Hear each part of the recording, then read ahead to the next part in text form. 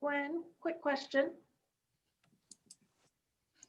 Yes, Are we missing Nancy BRUNE? we are. I'm here. I was in the wrong breakout room. There she is. Hi, There Nancy. you are. Hi, Nancy. Hi. So we're ready to get started when you are. I do believe everyone is here. Okay, awesome. And so you'll control the polling. That's all new to me. So I'll just welcome everyone. So welcome. This is breakout room 2, Housers and non-Housers Unite. So hopefully you're in the right room. I know when I was in the other breakout room, they're still moving people around. And so I'm your moderator, Nancy BRUNE. I'm the executive director of the Guinn Center, which is a state nonpartisan policy center. So I'm super excited to be moderating this particular panel because we've done a lot of work at the Guinn Center on the nexus between housing and education and housing and health. So I'm excited to hear from our esteemed roster of panelists today, and then also leave time for questions and answers. So I'm not sharing the screen. Someone else is in control of that. Gwen is. I am. And so if we can have the housekeeping slide, please. There's the housekeeping slide.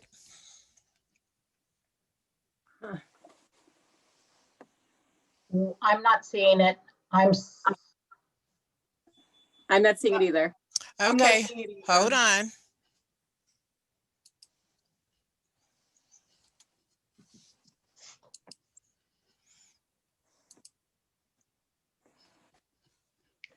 I see you and our panelists and our guests. There we go. Okay. Awesome.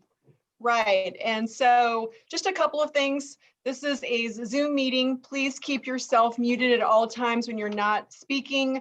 And that will help with the background echoing that we sometimes get. If you need any help, please use the chat function. Please feel free to keep your video on. And if your connection slows down, then feel free to go off for a while to save some bandwidth. You may want to pin the panelists so that they're always on your screen for easy viewing. Please also use the chat feature to share any questions and relative content. And when you post your questions, Gwen and I will be monitoring that. We will be doing some live polling, very exciting interactive features. So please have your smartphone at your side, and we will use your smartphone so that you can participate in the live polling. And finally, this session is being recorded. So if you have any concerns about that, you may want to think about those now, but also the good news is this will be able to be accessed after the panel today. So with that, I think we can move into the panel. And so our first speaker today is Mike Koprowski, who is the National Campaign Director at Opportunity Starts at Home. And I'll give a brief introduction and then ask Mike to speak to the nexus between housing and other different sectors. Mike is the National Campaign Director of Opportunity Starts at Home, which is a national multi-sector campaign urging Congress to tackle the nation's housing affordability crisis. Previously, he served as the Executive Director of Opportunity Dallas, an organization focused on building local coalitions to promote greater upward mobility for low-income residents within the city of Dallas. Prior to working at Opportunity Dallas, Mike was the Chief of Transformation and Innovation in the Dallas school system. He led their of the district strategy to desegregate schools and create cutting-edge learning opportunities for all students. Prior to spending time in Dallas, Texas, he served as the Chief Strategy Officer at the Tennessee Department of Ed. And prior to his career in education and housing, he served in the U.S. Air Force, where he was the Chief of Intelligence for an F-15E fighter squadron while it was deployed in Afghanistan. He holds degrees from the University of Notre Dame, Duke University, and Harvard University. And Mike is a fellow Texan. I'm very happy to welcome you here to Nevada. So thank you for being with us today. And I think the goal is that you'll share an overview of the intersection of housing with other sectors and some of the trends and data that you're seeing as you've worked in the national landscape. Sure, happy to do it, and thanks for the invite today. I'm happy to chat about this, and thanks for the kind introduction. So yeah, my name is Mike. I work at the National Low Income Housing Coalition, and I lead our multi-sector work. And our multi-sector work is under the banner of what's called Opportunity Starts at Home. So I guess over the next few minutes, I'll try to maybe I don't need to, but I'll try to convince you that as housing advocates, and I assume most folks on this call are housing advocates, we got to branch out, and we got to bring other sectors into our work: education, health, civil rights, anti-poverty, anti-hunger, faith-based groups, criminal justice reform groups, environmental, climate change groups, veterans, social work, child welfare, you name it. And I think, our advocacy efforts are going to prove more effective if they're led by multi-sector coalitions rather than housers alone. And so whether you're doing this at the congressional level, at the state level, at the local level, policymakers they're more likely to listen to us about housing policy if we're shoulder to shoulder with doctors and teachers and anti-hunger folks and church leaders and the like. So over the past 3 years, we've been building out this campaign. We've assembled about 100 leading national organizations from different sectors and rallied them around certain federal housing policy goals, like expanding rental assistance, expanding the National Housing Trust Fund, things like that. So we have a steering committee, which is sort of like our board. We have groups like Catholic Charities USA, the Natural Resources Defense Council, which is sort of a bread and butter, save the climate type group. The NEA, the largest teachers union in the country. You'll hear from Harry in a little bit.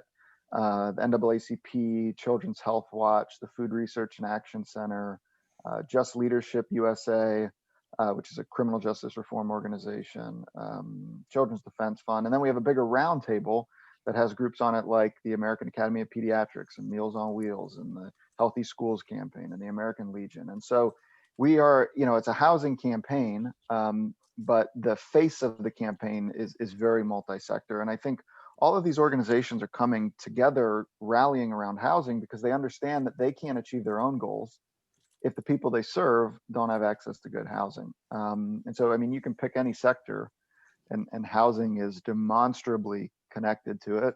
Harry will talk about education in a little bit, but there's bevies of research around how stable, affordable homes are linked to better educational outcomes, whether you're looking at test scores, whether you're looking at behavioral issues, whether you're looking at graduation.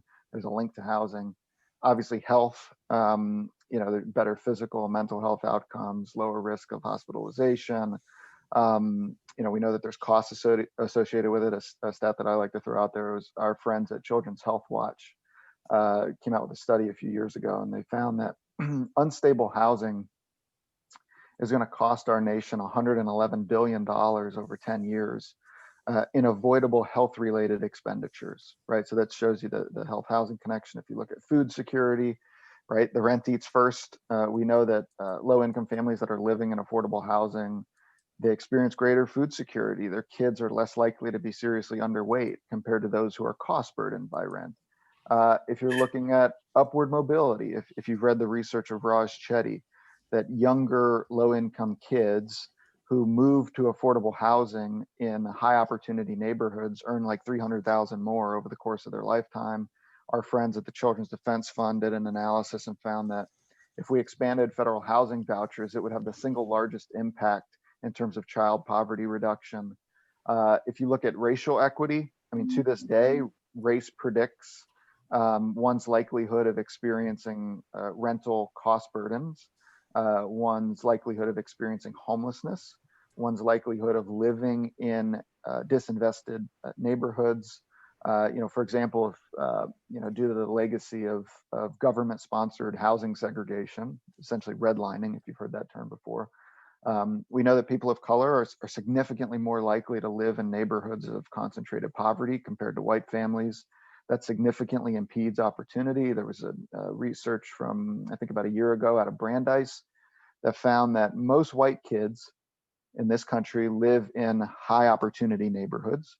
And most Black and Hispanic children live in low opportunity neighborhoods. And so housing justice is a racial justice issue. If you look at economic growth, right, that's all, you know, if you pay attention to the presidential campaign, so that's all everybody's talking about, economic growth, growth, growth, growth. Well, research shows that, you know, the shortage of affordable housing in our metro areas costs the American economy about $2 trillion a year in lower wages, lower productivity, slower GDP growth. If you look at climate change is a hot topic. We know that when housing is unaffordable near jobs and transit, that, you know, low income and working class people, you know, they might not have the luxury of working from home like a lot of us do. They're forced to live far away from where they work. And that results in long commuting distances. And so we have people just sitting on clogged freeways all day. And that dramatically increases greenhouse gas emissions. And that obviously is impacting the climate. So there's a straight connection from climate change to housing policy.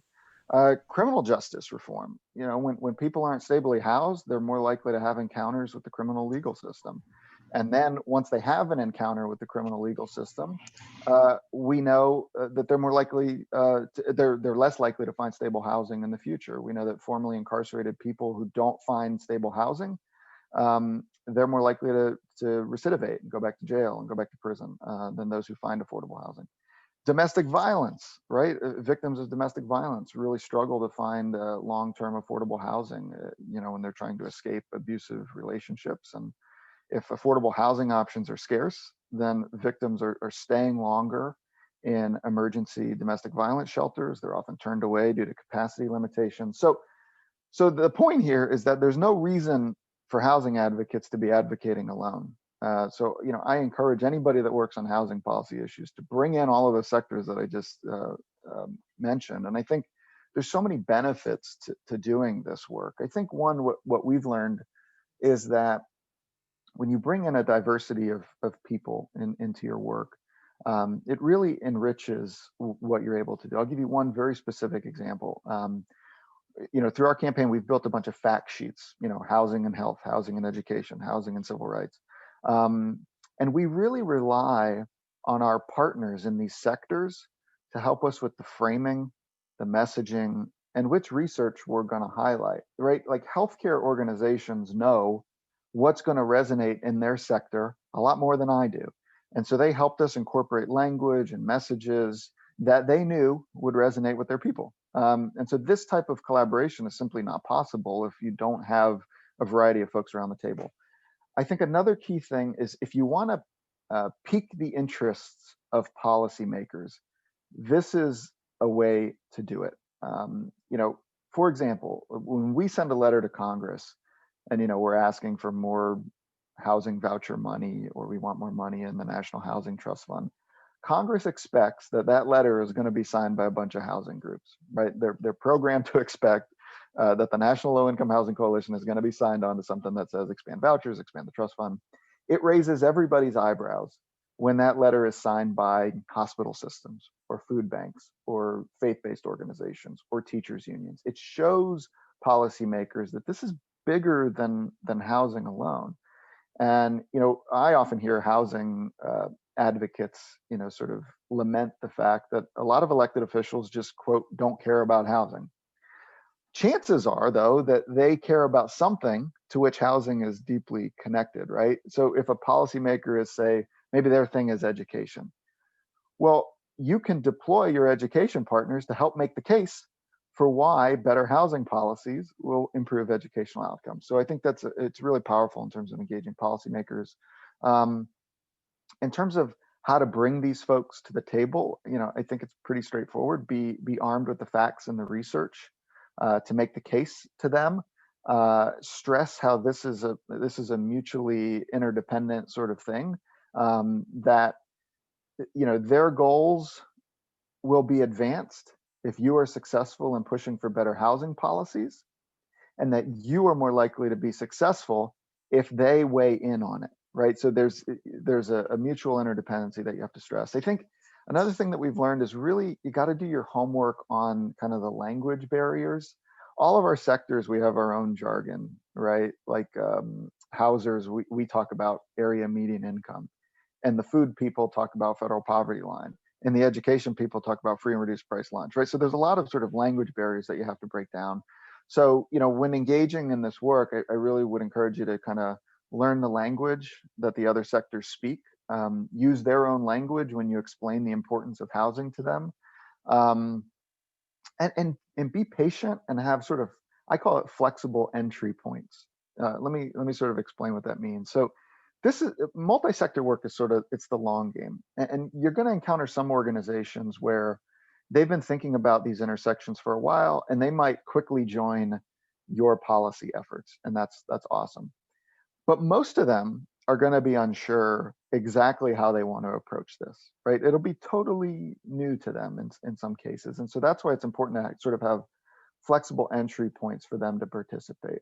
Sometimes you got to sort of cultivate the relationship with them, not rush into the deep weeds, not rush into the policy stuff. So for example, in our campaign, we have a steering committee and we have a roundtable. And the steering committee is for groups that are like 100% on board. They're ready to write a letter to Congress and say, we need housing vouchers or we need XYZ.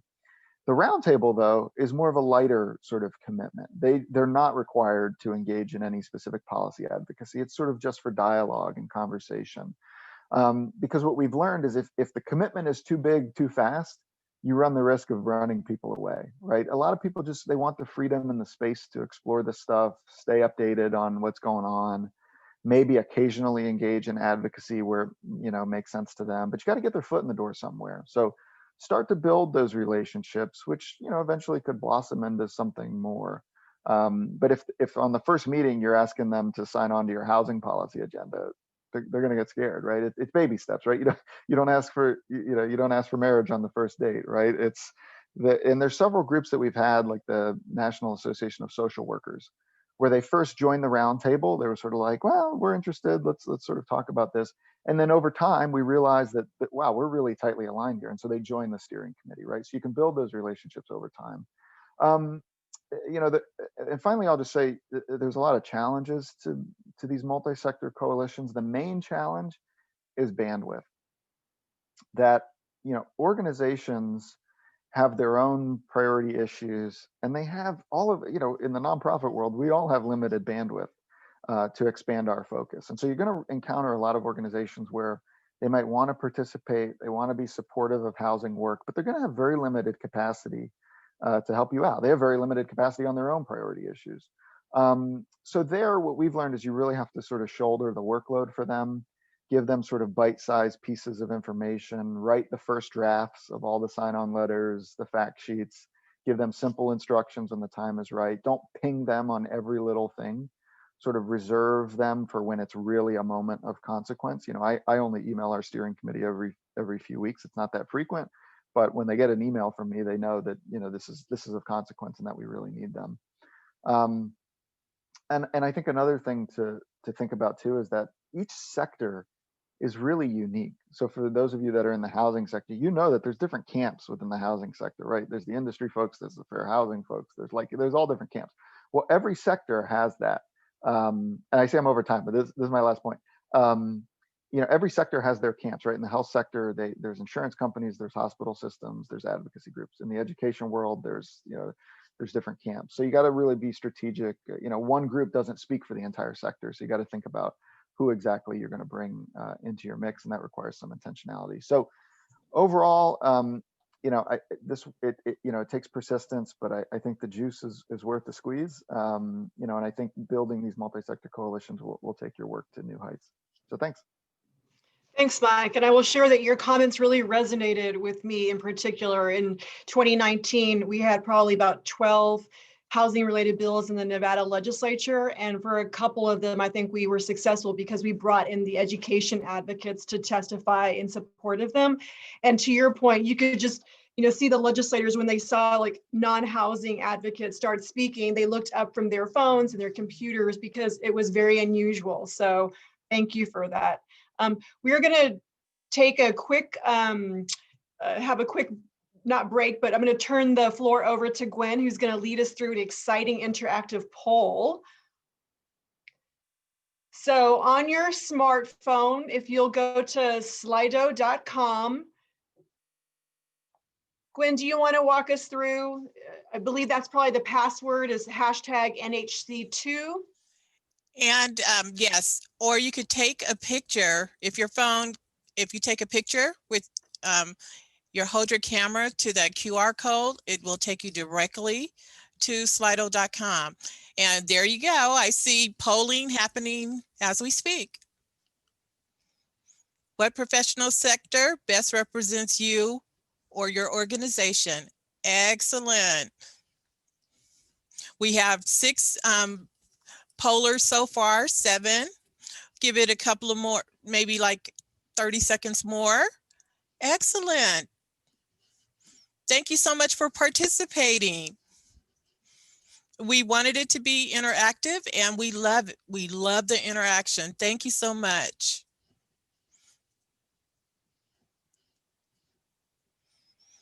Is that everybody? I think we had about 48 people on the chat, so we're missing a few. Lots of advocacy organizations and education, great. Wow, yeah. Okay, so 29 participants so far, 30.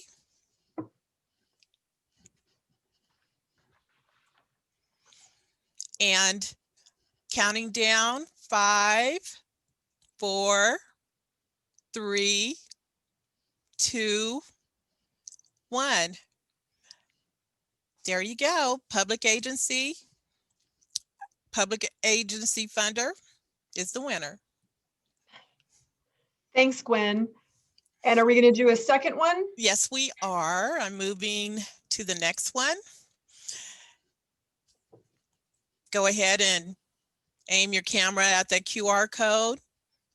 And in 1 or 2 words only, please name the most important challenge relative to housing affordability and housing stability that Nevada must address. We'll take about a moment on this one. 1 or 2 words.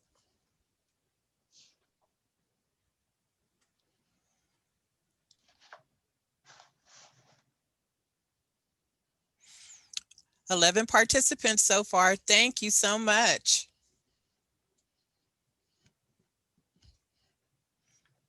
Will you be presenting the results in a word cloud, Guinn?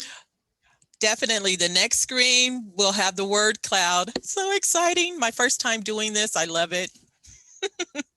Me too, it's fun. Yes, it is. 27 participants. Give it a couple of more seconds.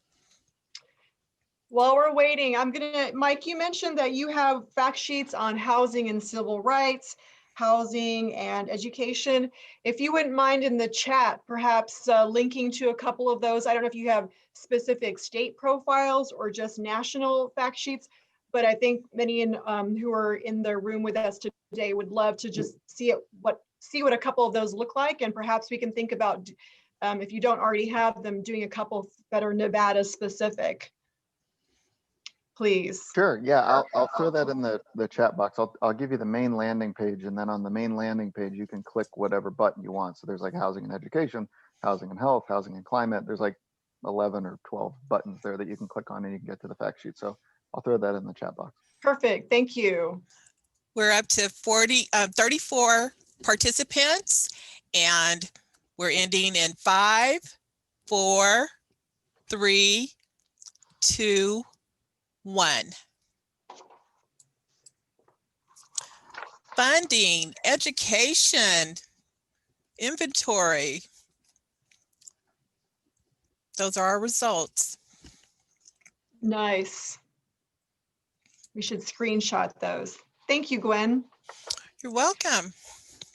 So our first panelist provided a nice overview of the importance of thinking about housing in the context or in relation to other sectors. And Mike did mention housing and education. We see from the panelists that education's been identified. And so I'm really excited to introduce our next panelist, who's going to do a deeper dive into the housing education nexus. So please join me in welcoming Harry Lawson, who is Director of the Human and Civil Rights Department in the Center for Social Justice at the National Education Association in DC. He's responsible for leading and managing a wide range of initiatives and programs, inclusive of professional development and leadership development targeted to people of color and women, as well as member engagement, advocacy, and activism on social and racial justice issues. Harry also serves on the leadership team responsible for NEA's racial justice and education initiatives and provides guidance and direction internal to the organization while managing engagement with state and local affiliates. And we have a very active NEA affiliate here in Nevada. Harry joined NEA following 4 years at the National Low Income Housing Coalition. We use a lot of their research, where he served as an organizer and field director for the National Housing Trust Fund campaign after being a social work intern for a year. He also served as an educator in Montgomery County, Maryland, and the DC public schools before enrolling in graduate school. So I can't think of a better person to talk to us about the housing education nexus. Harry, welcome, and the floor is all yours. Right. All right. Thank you very much, and thanks for having me. So I'll just jump right in. I think we at the NEA recognize that at our core, what we're fighting for in terms of public education at the end of the day can't occur without really sort of a broad look at systems of inequity that impact public education. And I think something I learned, when I was working at the National Low Income Housing Coalition, but have been really trying to instill at the National Education Association, which is a union of public school employees, both from K-12 to higher ed. For those who are not familiar with us, more than 3 million members across the country. We boast that we have at least one member in every legislative district in the country. So we've got reach, and as we're in everybody's community. So how does that play out? And so what we've tried to instill with our members and start the conversation with our members is how critical housing policy becomes to us reaching our goals as public educators. And so many of us have come to know that a lot of the funding that's necessary for public education and how schools are funded rests solely on housing policy, property taxes, and how that money is then distributed to public schools. So at the core, like, we can achieve what we want to achieve in public education without a real look and examination of housing policy, land use policy, and a broad spectrum of everyday practices related to housing. And so part of what we've tried to do, some of what you heard Mike talk about already, in terms of education. So we've worked with a couple of other organizations to try to start that process of educating our members on what they should be paying attention to as it relates to housing in their community. And so when I'm done, I'll make sure to put some of the links to a couple of the resources in the chat so you can take a look at them, and they may be of use to you all in Nevada. And so a lot of our work, as you heard Nancy mention, we're doing a lot of work around racial justice broadly. And so naturally, it becomes real critical to us to sort of point out, particularly for our members, and to encourage them to participate in their local communities on those issues that actually we know have negative impact and negative outcomes for communities of color, and housing generally tends to be at the core of that. And as educators, we recognize that housing instability in housing and those who experience homelessness, and those things have a huge impact on children's ability to participate fully in the learning process.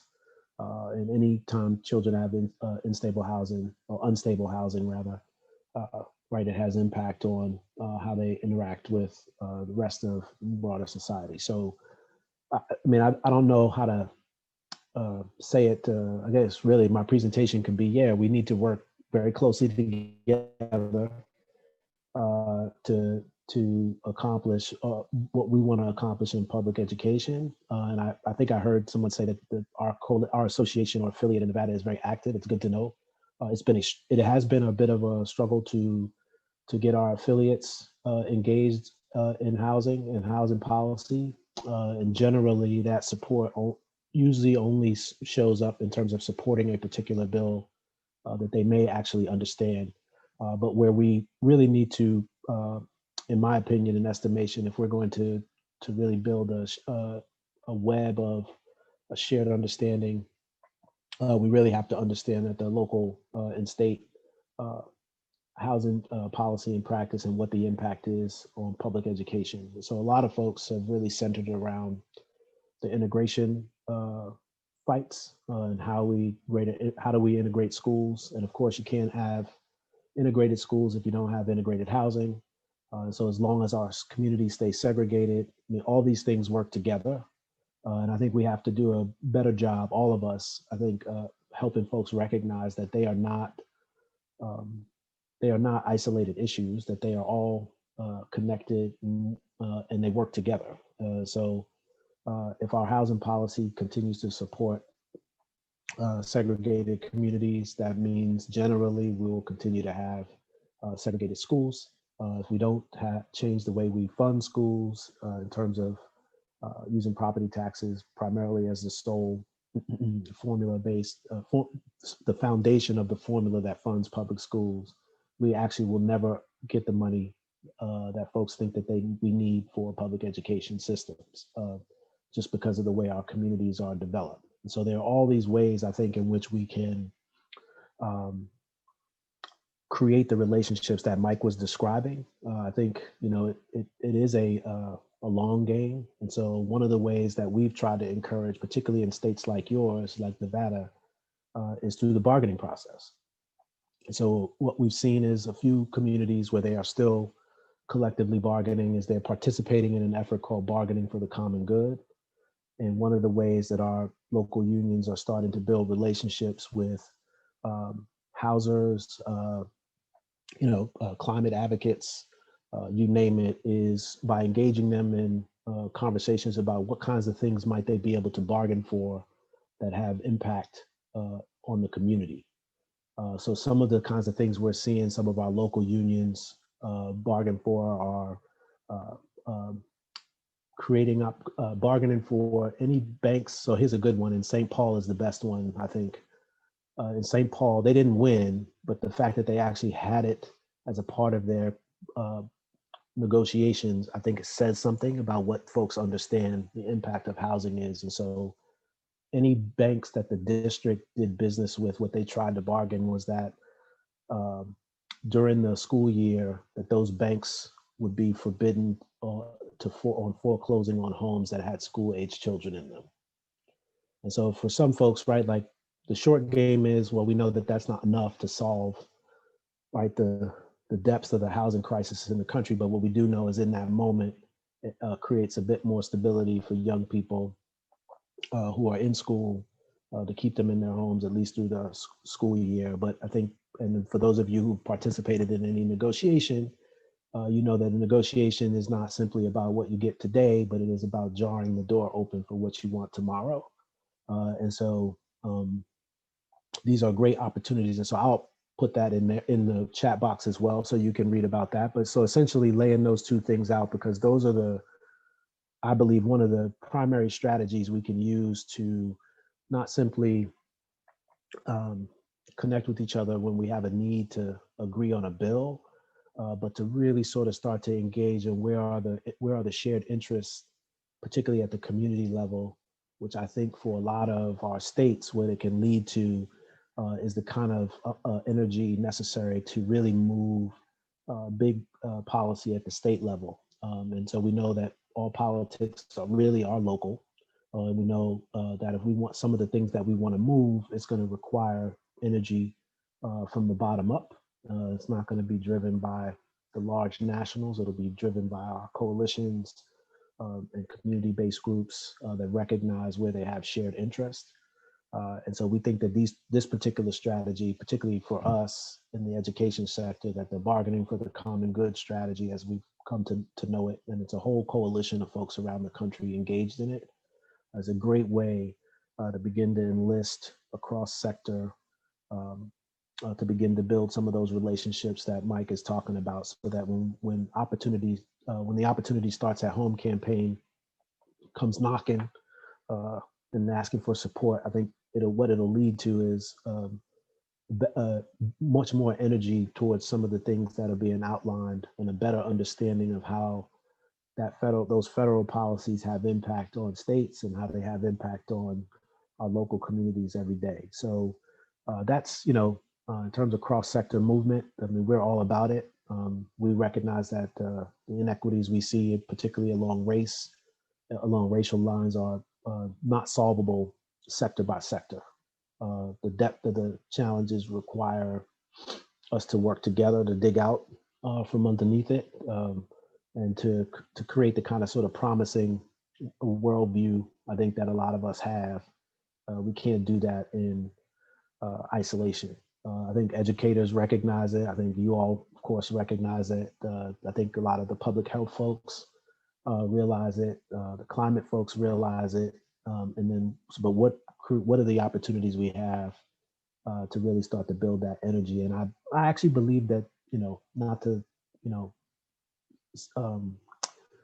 make education the center of it, but I do believe because of collective bargaining, there's a real, particularly in those states and localities where they're still bargaining, there is a real opportunity for a different kind of relationships to be built around something that's really critically important to the community, which is schools. And schools are generally at the center of a lot of our housing and housing policy, how it gets developed and how land use is practiced.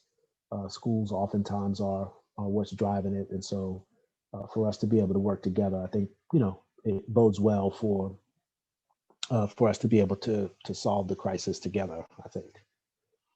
And so, yeah, so that's the work that we lead. That's the work that we're trying to lead out of the national office.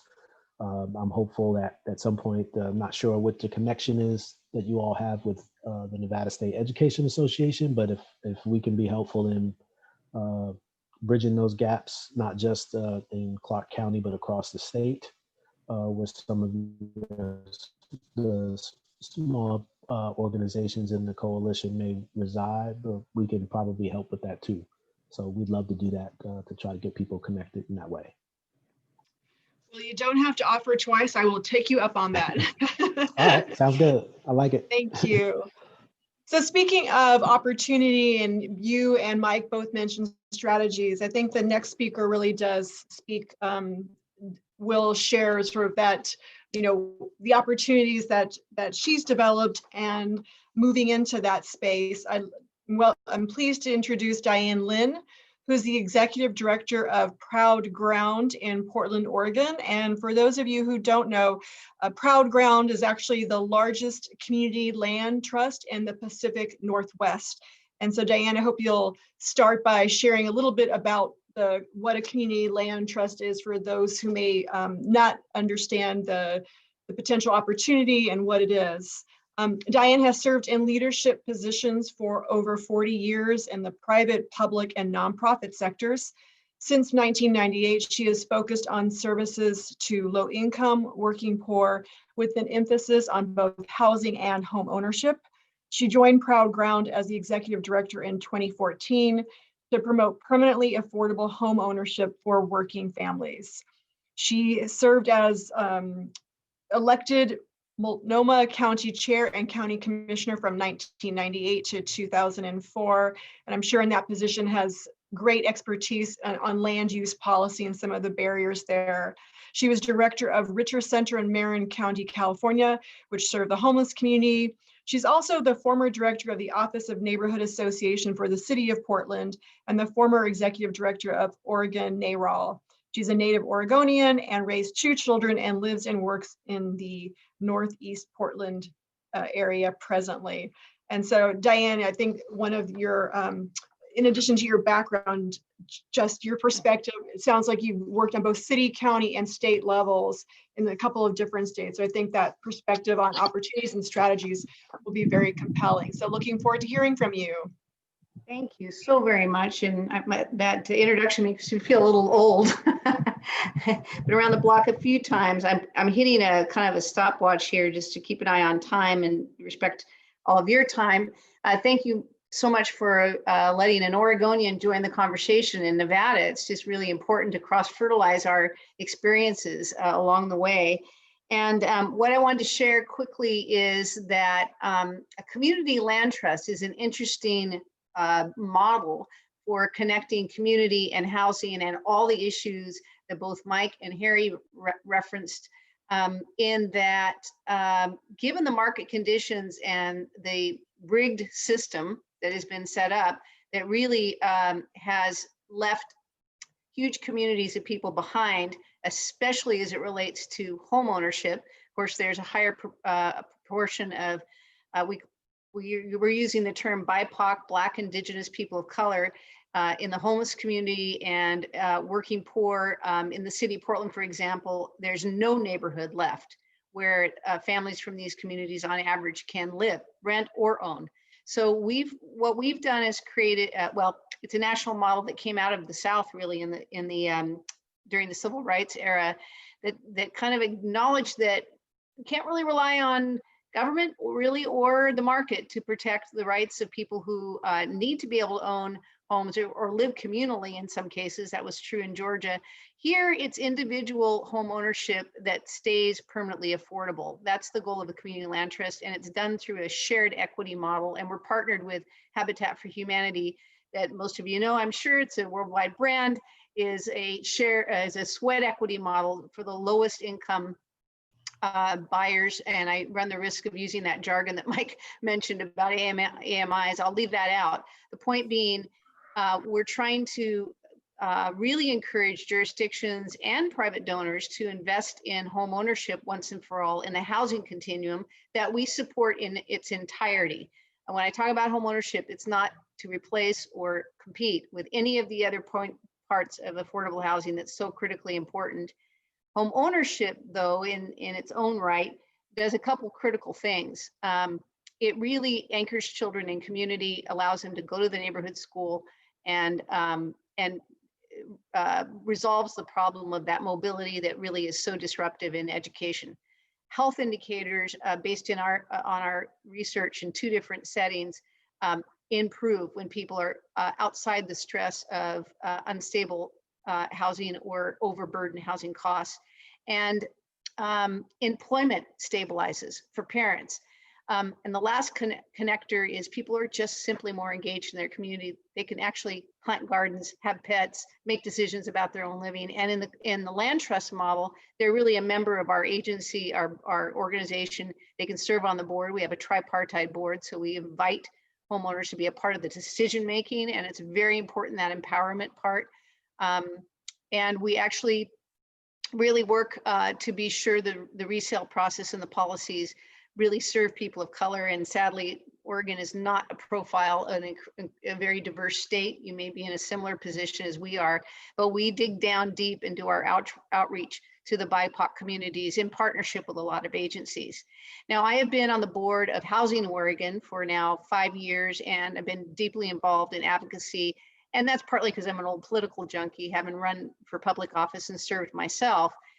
Been through the political cycles, and all of that has a huge impact on what we talk about. And I know in the nonprofit world, we're not supposed to really talk about politics or how important this looming election is on every single thing we do in exactly a week's time.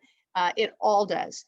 And the income inequality that's pushed people into these positions where they simply are shut out of any opportunity for their family to really thrive has got to change. And we're providing a model that kind of dances around it, and we're partnering with Habitat that really helps families, but frankly, we're not helping nearly enough. Now, the workforce housing program that I think I was supposed to touch on, and I'm looking at the clock here, so I'm watching it, is really kind of a unique little piece of our work. It's in Lincoln County, which is a coastal community. It's rural. They've got a big hospital, a big school system. There's a tribe there, so let's tribe. We work deeply with the indigenous communities there, and a hotel, motel, tourism industry, and they literally cannot support their workforce because there is no place for people to live affordably. So what we did is we got a sizable grant from the state of Oregon, and we worked directly with the major employers of that community to match down payment assistance grants with employees so they could actually live in the community where they work, raise their kids, not have to commute hours on end in the terrible weather on the coast. We housed, took a land trust, and the numbers are going to sound small, I'm going to warn you out of the gates. It's such a game-changing experience for families to go from rental to home ownership that we now have 10 community land trust homes in Lincoln County. We've proven the model. There are challenges, I think, in the word cloud. There's, land availability and the cost of development, and all those things are huge factors. This is a big push the boulder up the hill kind of effort. But every family that you can stabilize in home ownership in our world helps with all those other factors. So as a community activist, former elected and advocate, I'm thinking back around what Mike said and what Harry said, and I'm looking forward to Joe Ellen, and I'm happy to join this panel. It takes extra effort to create those coalitions, and you got to do it strategically, and you got to do it carefully, because I'm running a nonprofit that creates, we've got a pipeline of houses we're trying to match. And so we're expected to do the work to serve people and advocate for what's better for the community, including fixing broken systems that have, again, just egregiously left people out. So I think having champions in your community that can help take on some of this coalition work, it sounds like that's what Mike's doing, is really helpful. You can't do it all. Connecting with all the different entities is best done, I think, in coalition at either statewide or regional level, so you can bring those advocates in. We had some hearings in Salem that really were incredibly effective because teachers showed up to say, I can't live in the same community as the kids I'm teaching. And that creates a huge disconnect. And just as was described, eyes came up, and and the stories were so very important for people to hear. And we did get more funding, but we're not getting enough. And we've just got to keep hitting on every cylinder with as many players, because all these pieces are interconnected. We all live in community and the more people are isolated and left out or unstable, the more expensive and more tragic their condition becomes. We know that. So bringing people into community, I consider myself a community builder.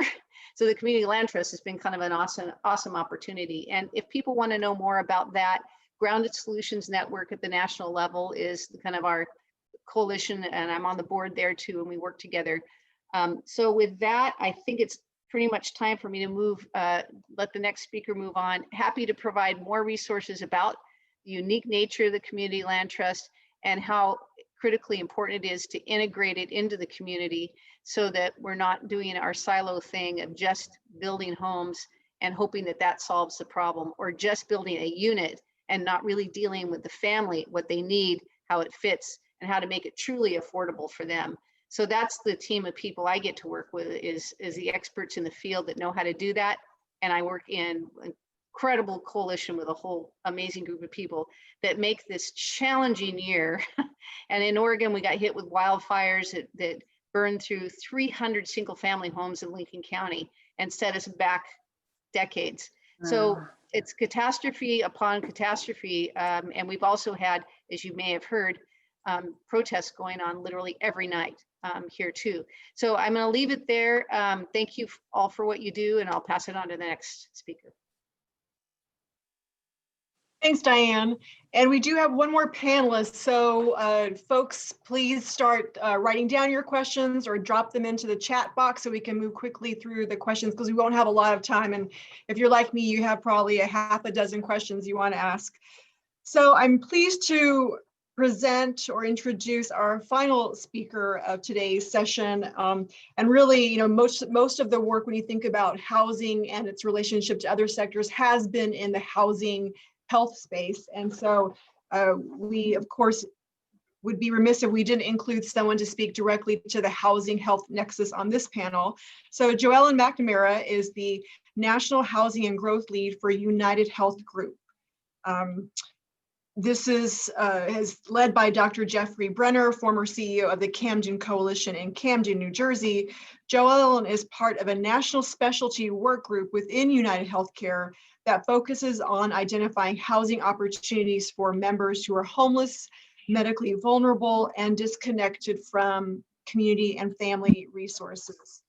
This investment is aimed at successfully reducing healthcare spending and improving healthcare outcomes.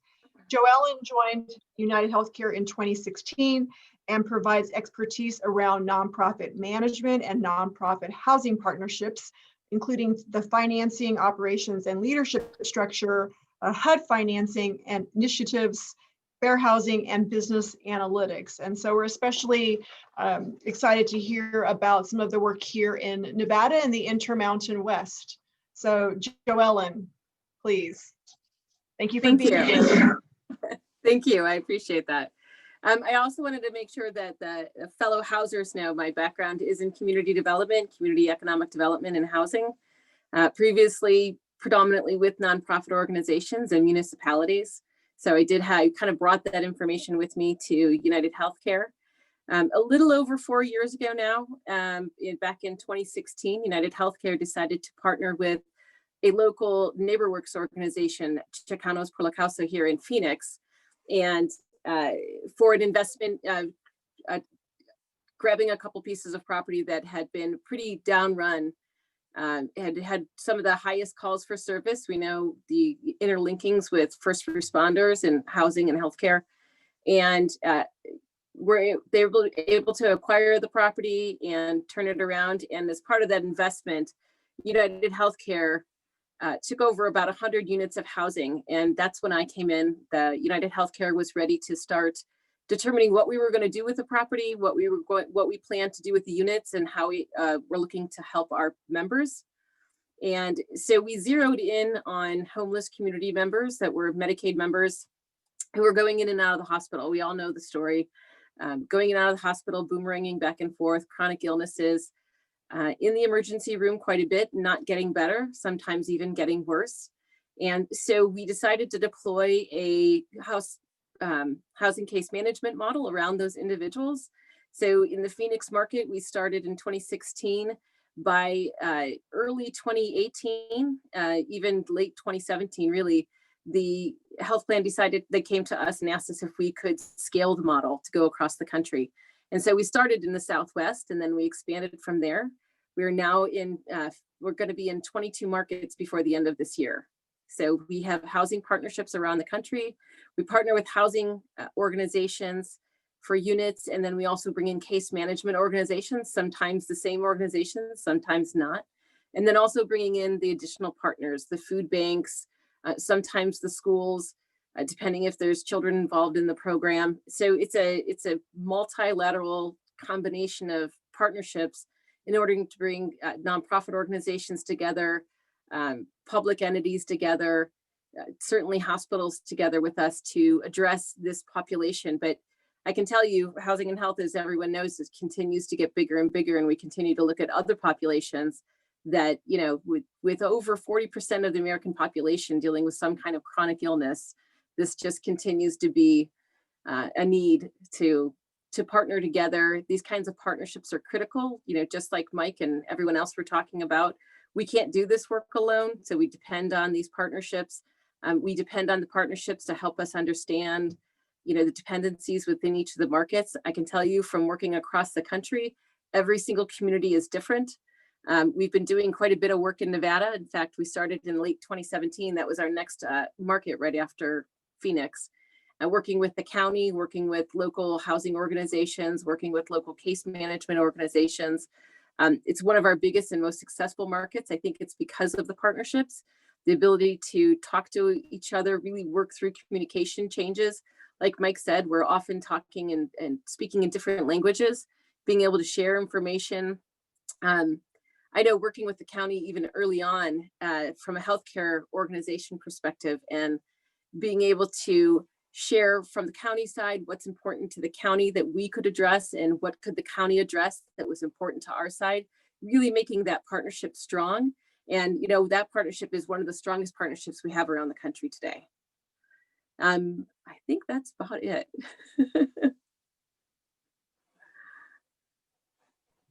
Thank you, Joellen. Thank you. Excited to hear that the work here is some of the best that you're doing and most productive. Definitely. So always great to hear that. Thank you. So great. We got lots of questions in the chat. So I'm just going to go through. We've got about 12 minutes for questions. So please do continue to ask them. The first one is specifically for Diane. The question is, are there any specific barriers to fostering community land trust that you can discuss? Barriers potentially from the federal government side? Well, sadly, the barriers abound, I'm afraid. We really have, CDBG can be used, the block grant dollars, sorry to use an acronym, home dollars, SHOP, which is a sweat equity. But the federal government isn't in the business of promoting community land trusts or understanding them. For all the right reasons, the focus on affordable housing has just been at the homelessness level and, the 10-year plans and the permanent supportive housing efforts. And then we're building, I know we are, lots of states are building lots of subsidized rental units for people who just don't have any other alternatives. So land trusts are still, it's still kind of a radical notion that you leave the value of the property behind and focus solely on the affordability for not just the first family, but the second, the third, and the fourth down the road. So we got a lot of work to do on the federal level. We've gotten some, we made some progress locally, but if the federal government decided to really invest in permanent affordability, we might actually get ahead of issues like displacement. It's one thing to be behind, as our speakers have talked about, on health and education and other things. It's another, it's all exacerbated by having to move and get moved out and get some of the equity you may have developed stripped away, as what happened during the recession. So we have a lot of work to do at the national level, and we hope we might have an opportunity to have rational conversations with people there sometime early next year, but we'll see.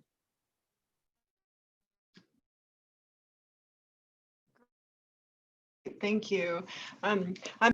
Most of you mentioned coalition work, and we've been we're at the beginning stages in Nevada of coalition work. Special shout out though to the Nevada Housing Coalition, which is a couple of years old now. And honestly, we have a new executive director, maybe 7 months old now, Christine Hess, who has really just taken the coalition and just taken it to a whole new level of engagement and programming. But overall, especially when you think about bringing coalitions that represent multi-sectors together, I think we're in the beginning stages. And so I'm wondering, for those of you who have been doing this work, how did you fund the coalition work? And is it the case that, once you do have sort of a robust coalition, that you've been successful attracting funding from national foundations, or even local, state and local agencies, or private sector corporations?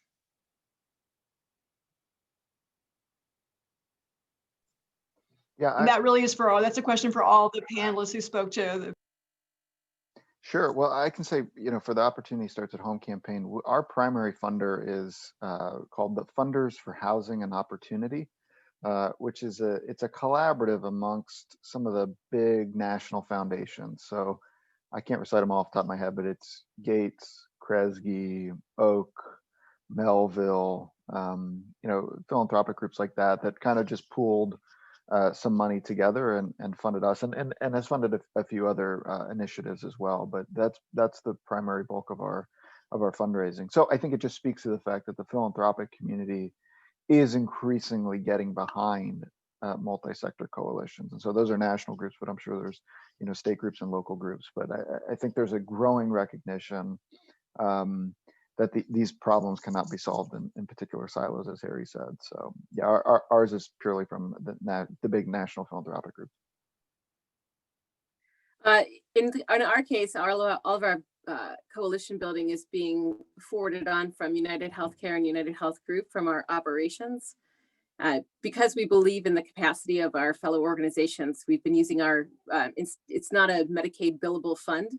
So this is something that we believe in, and so that we use our operations funds to fund it. And in addition to that, we also have our foundation wing, who also provides funding to, particularly around affordable housing and building affordable housing units around the country.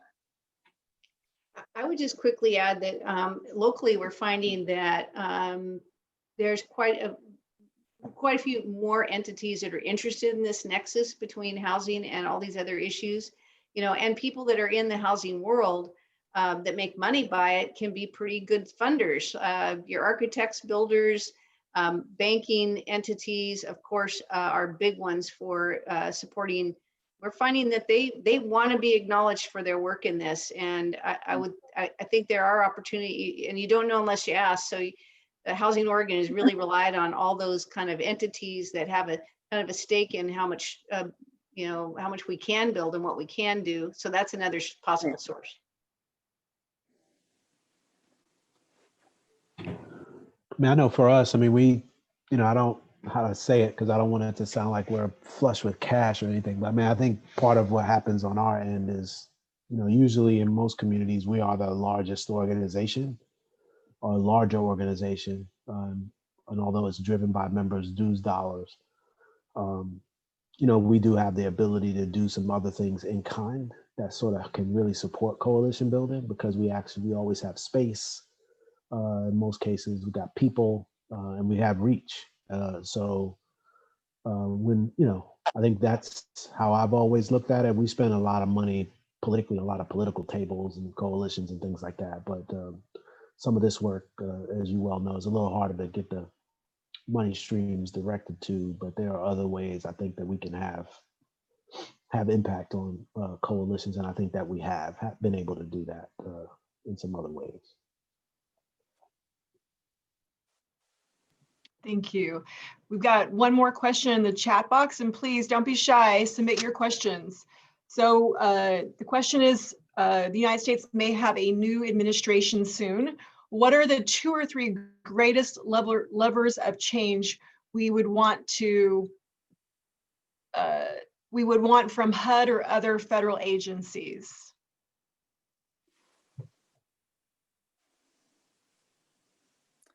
I guess I'll.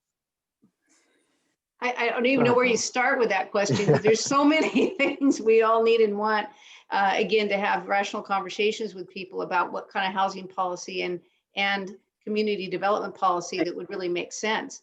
And, you know, we got to start with undoing some of the damage that's been done. And we got to take a look at that. Getting a handle on COVID-19 has got to be, it's just going to put more and more people at risk as every month passes. So it's getting jump on that. And then HUD has got, there's Interagency Council on Homelessness. That team's been doing amazing work over time. I don't know, again, whether or not it's been dismantled or what's happened with it, but we've got just so much work to do to bring some rational conversation around national policy around health in the context of all these other issues.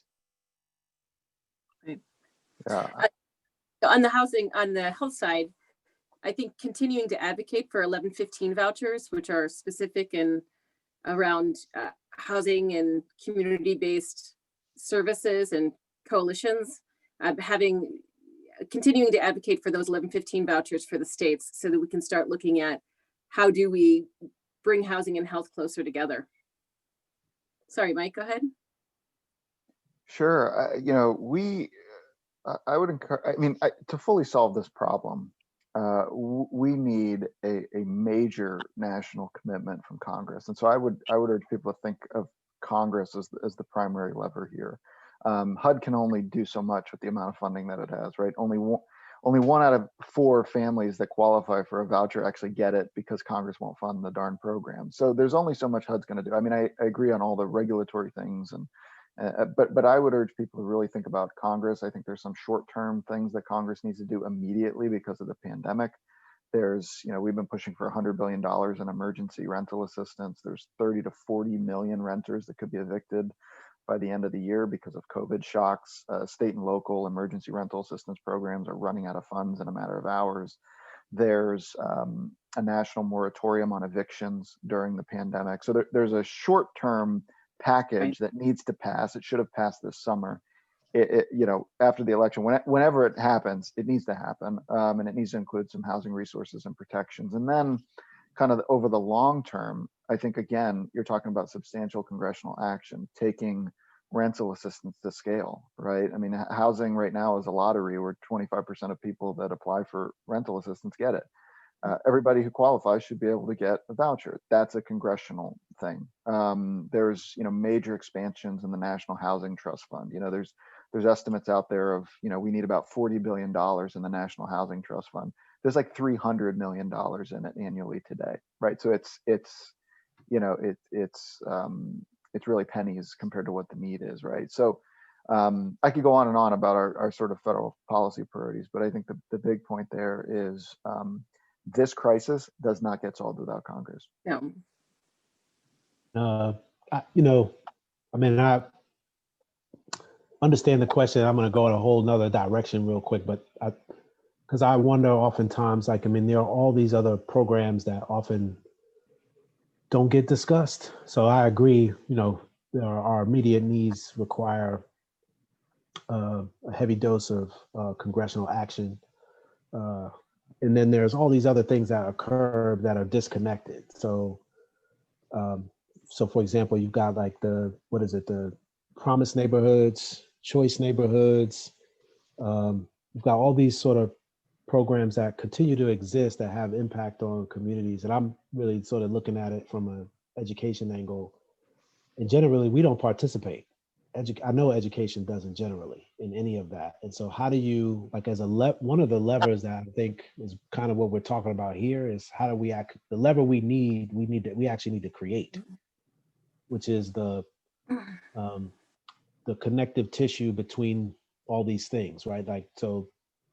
Because even if Congress acts on some of these things, right, because of the way we operate, folks still aren't participating, and so it still becomes sort of a segmented, a segmented win. So we get wins here, we get wins there, but the long game, we're still sort of grasping because there's all these other changes that have to occur really. What we would really desire is to have them happen all at the same time. And so can we use this moment, right, where we're trying to build all this sort of cross-sector solidarity to prepare ourselves for that, right? So when this action starts to happen, because it's going to happen, hopefully, well, let's hope it's going to happen. And we're going to get these congressional action. I don't know that we're prepared to actually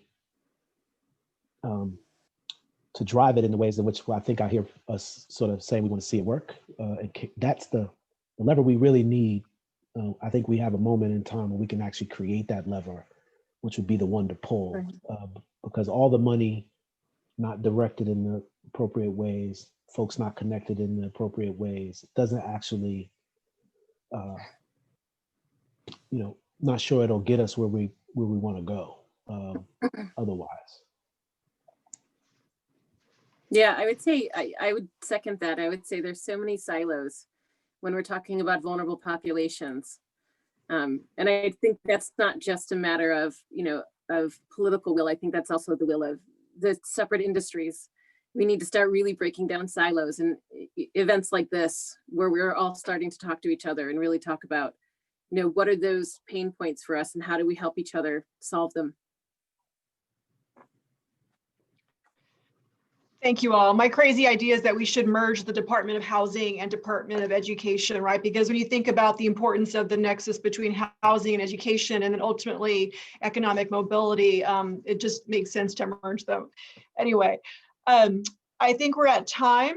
So I know Gwen wanted to have us fill out a poll before you all head off, but let me thank all the panelists. This has been tremendously helpful, and I hope it is the beginning of a conversation. And again, kudos to the Nevada Housing Coalition for, as Joellen said, bringing us all together to start this conversation. So we will call on you all again. And again, thank you for spending the afternoon with us. Thank you. And thank you. Don't leave. We want to do one more poll. Right, I'm about Gwen? to share my screen.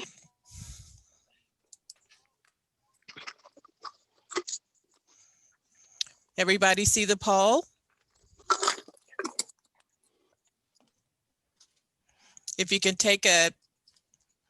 hold your smartphone up to the QR code.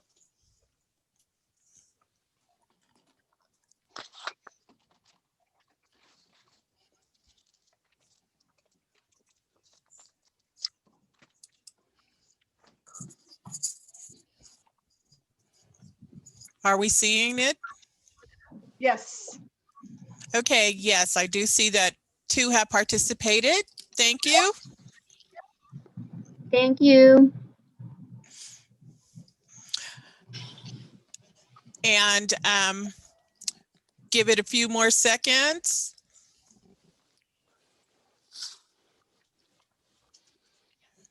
Countdown, 5, 4, 3, 2,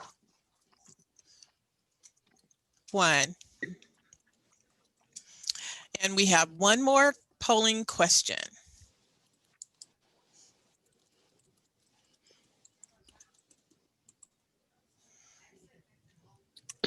Give you a few moments.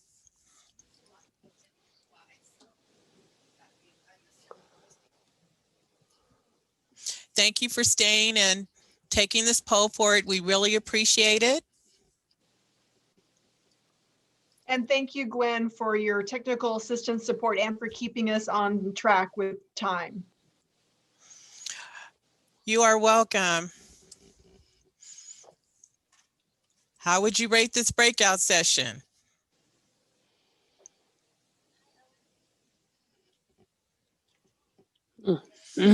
Thank you so much for answering the questions. Give it a few more moments.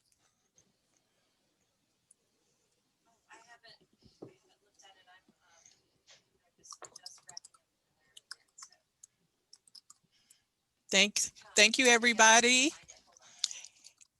Have a wonderful day and enjoy the next breakout session. Thank you, everyone. Thank you.